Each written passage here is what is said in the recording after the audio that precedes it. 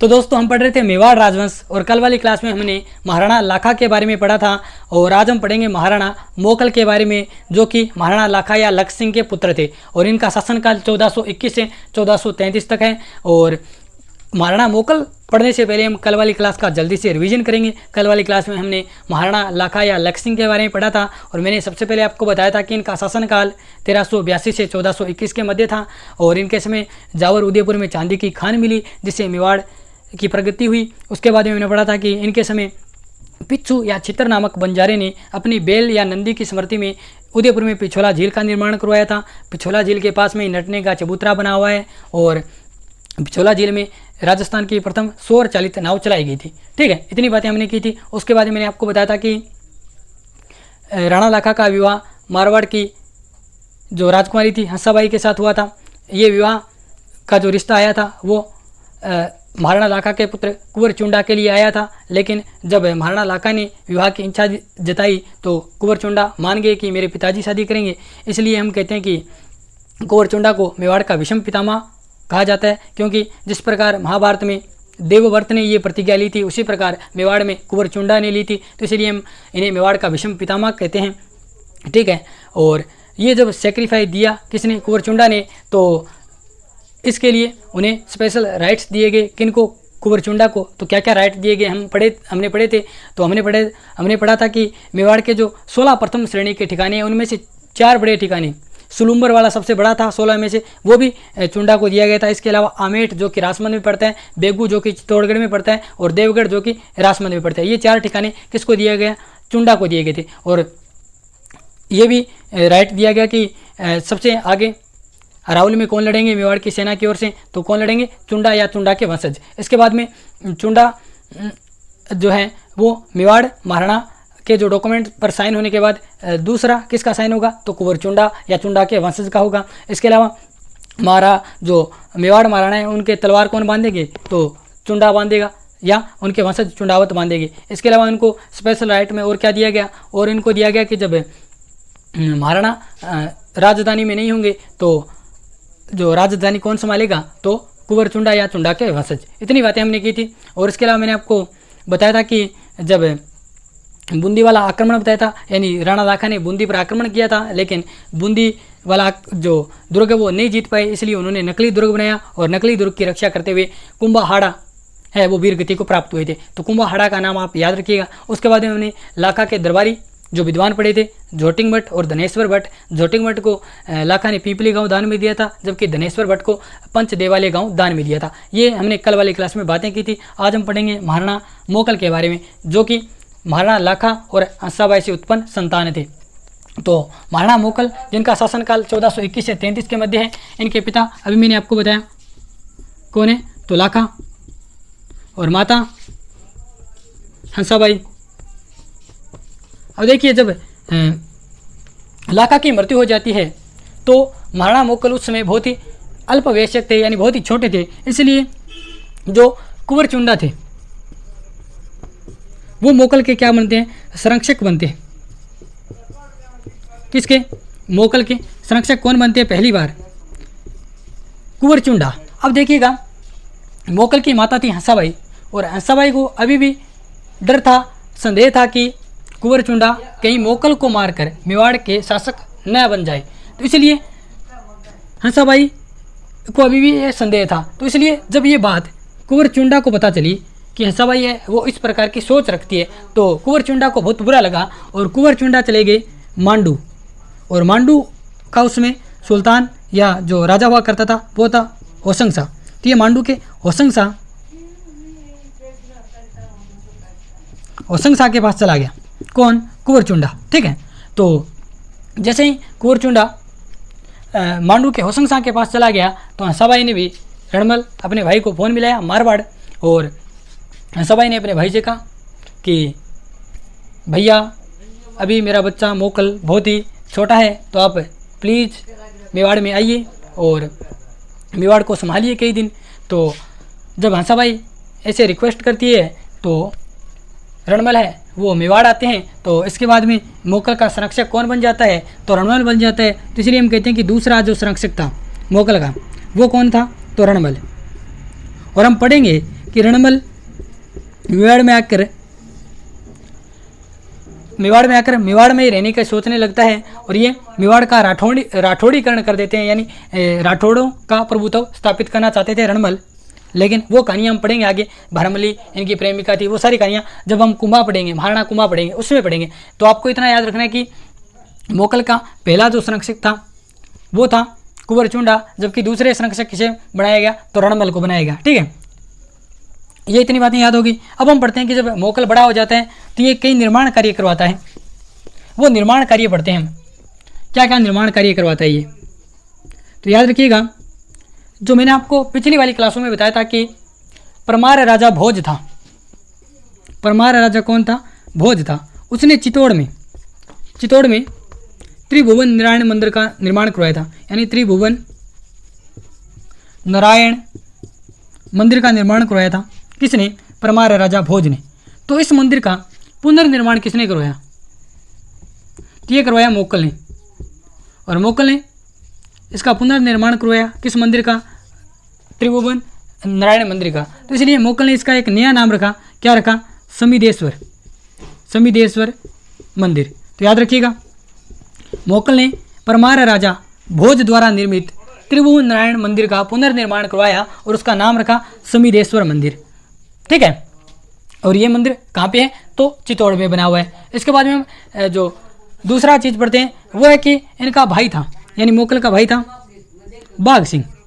तो अपने भाई की जब मृत्यु हो जाती है तो उनकी याद में ये भागेला तालाब बनवाते हैं। तो याद रखिएगा, इनकी एक पत्नी थी, यहाँ पे लिख देता हूँ, गोराम्बिका इनकी पत्नी थी। जब गोराम्बिका की मृत्यु होती है तो ये एक बावड़ी का निर्माण करवाते हैं।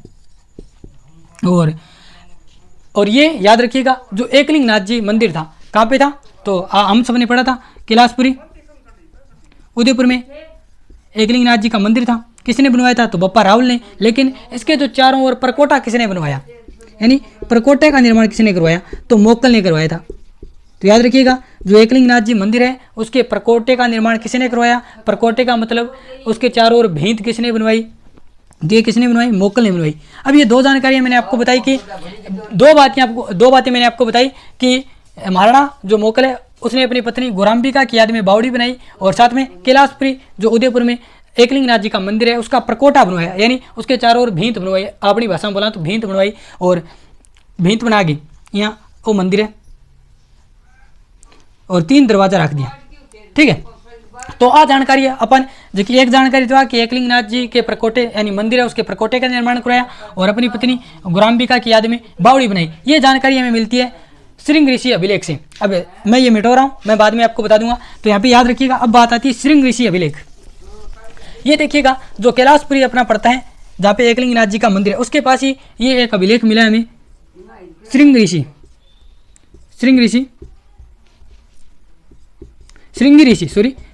का अभिलेख। श्रृंगी ऋषि का अभिलेख हमें मिला है। ये कब का है? तो ये 1428 का है। अब देखिएगा, मोकल का जो शासनकाल है वो 1421 से 1433 है। इसका मतलब ये मोकल के समय का ये अभिलेख है। ठीक है, श्रृंगी ऋषि ये नाम है, फिर से लिख रहा हूँ, श्रृंगी ऋषि का अभिलेख। ये कब का है? 1428। और किसके समय का है? मोकल के समय का है। इसमें मोकल बहुत सारी जानकारियाँ देते हैं, वो जानकारियाँ आप याद रखिएगा। इस जो अभिलेख है इसमें हमें महाराणा या राणा अमीर से लेके मोकल तक की जानकारी मिलती है। याद रखिएगा, मोकल तक की जानकारी मिलती है हमें किस अभिलेख में? श्रृंगी ऋषि अभिलेख में महाराणा अमीर से मोकल तक की जानकारी मिलती है। और इसमें जो मोकल है वो अपने डैडी के बारे में कुछ लिखते हैं, यानी इसमें हमें लाखा के बारे में या लक्ष्य सिंह के बारे में जानकारी मिलती है इस अभिलेख से हमें कि लाखा या लक्ष्य सिंह ने प्रयाग, काशी, गया इनको कर मुक्त कर दिया, यानी यहाँ से इनको कर मुक्त किया था। ये किस अभिलेख से हमें जानकारी मिलती है? तो श्रृंगी ऋषि अभिलेख से जानकारी मिलती है कि राणा जो लाखा है उन्होंने प्रयाग, काशी, गया जो तीनों धार्मिक स्थल थे वहाँ से इन तीनों धार्मिक स्थलों को कर मुक्त करवाया था। किसने? लाखा या लक्ष्य सिंह ने। ये जानकारी हमें किस अभिलेख से मिलती है? तो श्रृंगी ऋषि अभिलेख जो कि 1428 का है। इसमें ही हमें जानकारी मिलती है कि राणा जो मोकल है उन्होंने अपनी पत्नी गोराम्बिका की याद में बावड़ी का निर्माण करवाया। ठीक है, ये जानकारी हमें मिलती है। याद रखिएगा इतनी जानकारियाँ, 3 जानकारियाँ हमें मिलती है। श्रृंगी ऋषि अभिलेख जो कि 1428 मोकल के समय का है। तो इतनी बातें याद रखिएगा। निर्माण कार्य से संबंधित मोकल बहुत ही महत्वपूर्ण है।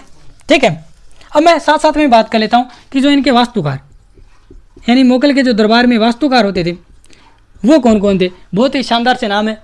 एक तो फना, नाम देखिए कितना शानदार है, फना, और एक मना और एक बिसल। ये इनके क्या थे, दरबारी वास्तुकार थे, फना, मना, बिसल। ठीक है, इसी प्रकार में आपको दरबारी जो ये तो वास्तुकारों की हमने बात की। अब विद्वानों की बात कर लेते हैं। तो 2 विद्वान थे, जैसे मोकल के पिताजी थे कौन, महाराणा लाखा या लक्ष्य सिंह, और उन्होंने अपने 2 दरबारी विद्वान रखे थे, झोटिंग भट्ट और धनेश्वर भट्ट। इन्होंने 2 रखे, योगेश्वर भट्ट और विष्णु भट्ट। तो याद रखिएगा विष्णु भट्ट। ठीक है, यानी लाखा के जो दरबारी विद्वान थे वो थे झोटिंग भट्ट, धनेश्वर भट्ट, जबकि मोकल के जो दरबारी विद्वान थे वो थे योगेश्वर भट्ट और विष्णु भट्ट। ठीक है, इतनी बातें याद रखिएगा। अब हम पढ़ते हैं जो मोकल के युद्ध यानी जो युद्ध अभियान पढ़ते हैं। तो युद्ध अभियान में हम एक युद्ध पढ़ते हैं इनका, रामपुरा का युद्ध। रामपुरा का युद्ध ये कब हुआ, तो ये याद रखिएगा 1428 में हुआ। किन किन के मध्य हुआ, तो एक तरफ तो थे मोकल